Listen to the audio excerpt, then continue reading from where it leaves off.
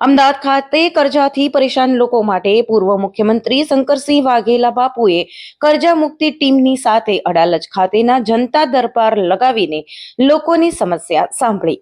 શંકરસિંહ વાઘેલાએ ગુજરાત સરકારને અપીલ કરી કે જેવી રીતે હિમાચલ પ્રદેશની સરકારે નાના વેપારીઓના 1 લાખ રૂપિયા સુધીનું દેવું માફ કર્યું છે, એવી જ રીતે ગુજરાત સરકાર કરજાથી પરેશાન લોકોનું ઓછામાં ઓછું 5 લાખ સુધીનું દેવું માફ કરે. જેમનું દેવું માફ કરી ના શકે એમને 2 વર્ષ સુધીનો વ્યાજ પેનલ્ટી મુક્ત સમય આપવામાં આવે. જનતા દરબારમાં બધા જ લોકોએ તેમની સમસ્યા લખીને આપી, જેને કરજા મુક્તિ અભિયાન ટીમના માધ્યમથી વર્તમાન મુખ્યમંત્રી સુધી પહોંચાડવામાં આવશે. મુક્તિ અભિયાનના આગેવાન આપણા ચૌધરી સાહેબ, રાજેશ્વરભાઈ બ્રહ્મભટ્ટ, એમની ટીમ, અમારા નારણભાઈ મકવાણા, બધાનો આભાર માનું છું કે કહેવાતું આ વિકસિત ગુજરાત, સુખી ગુજરાત, એમાં દુઃખી લોકોની વેદના સાંભળનારું કોઈ નથી. એમની વાત સાંભળીને તમારા બધાના દુઃખમાં ભાગ લેવા માટે જે રાત દિવસ એક કરી રહ્યા છે એ બધાનો આભાર માનું છું.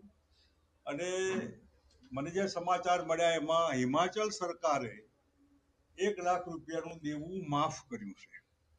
હું માનું ત્યાં સુધી ગુજરાત સરકારને આપણે ટાઈમ લઈને મુખ્યમંત્રીને કહેવાય કે તમે કમસે કમ 5 લાખનું દેવું માફ કરો, અને આપણી સરકાર આવશે અને તમે લાવશો તો તમારું 25 લાખ રૂપિયાનું દેવું હોય તો એ માફ કરીશું.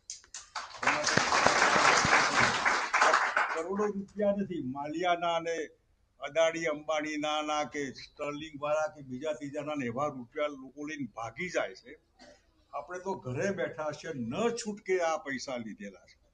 એટલે હું હિમાચલ સરકારનો આભાર માનું છું અને ગુજરાતના મુખ્યમંત્રીને જાહેરમાં વિનંતી કરું તમારા બધા તરફથી કે કમસે કમ તમે 5 લાખ તો માફ કરો, પછીની વાત પછી એ માફ કરશે એવું હું અપેક્ષા રાખું છું.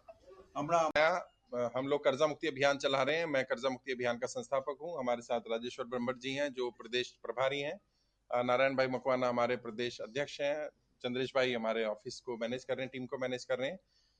समस्या बहुत गंभीर है और कर्जे के कारण लगातार लोग आत्महत्या कर रहे हैं। और हमने पहले भी कार्यक्रम किया रिवर फ्रंट पर, वहां भी लोगों को बताया, 20-25 हजार से ज्यादा लोग थे वहां पर, और अभी भी लगातार लोग आ रहे हैं। आप देख रहे हैं इतने सारे लोग यहाँ मौजूद हैं। और बापू ने जब से अपना प्रमाण पत्र दिया है तब से कम हार्श रिकवरी रुक गई है, गाली गलौज बदतमीजी नहीं हो रही है। वरना पहले तो ये हो रहा था कि गुजरात के व्यापारियों को, महिलाओं को गाली गलौज दी जा रही थी, उनको बोला जा रहा था कि भाई आप अपनी बहन को, बेटी को, बीवी को भेज दो अगर आप पैसा नहीं चुका पा रहे। तो कितनी शर्म की बात है। हम वर्तमान मुख्यमंत्री जी से मिले, बापू के रेफरेंस से जाकर के मिले, उनसे मुलाकात की, और भूपेंद्र भाई पटेल जी ने भी कहा कि अगर कोई समस्या आ रही है तो हमें बताइए, हम लोग समाधान करेंगे, क्योंकि हमारे पास ऐसी शिकायतें नहीं आ रही।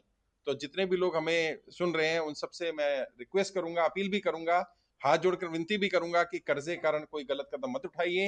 अभी हमारी पूरी टीम आपके साथ है, बापू हमारे साथ हैं, और बापू ने वादा किया है कि आपकी कर्जा मुक्ति की लड़ाई लड़ेंगे।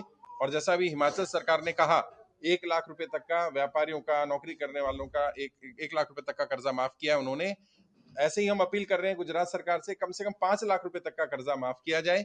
समस्या गंभीर है, चाहे कितना ही कर्जा हो उनके ऊपर, कम से कम 5 लाख तक का उनको राहत दी जानी चाहिए। और जिनका कर्जा माफ नहीं हो सकता उन्हें लोन भरने के लिए 2 साल का समय दिया जाना चाहिए। ऐसी हम अपील सरकार से कर रहे हैं। बाकी आप लोग